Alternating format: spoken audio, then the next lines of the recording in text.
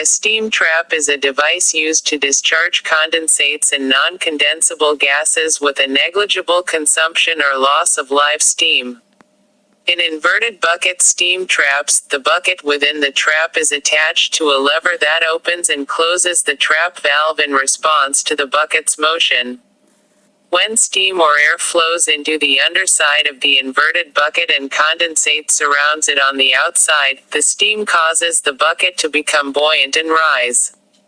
In this position, the bucket will cause the trap valve to close.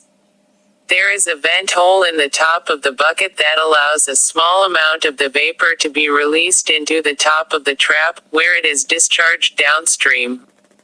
As vapor escapes through the vent hole, condensate starts to fill the inside of the bucket, causing it to sink and allowing the lever to open the trap valve and discharge condensate.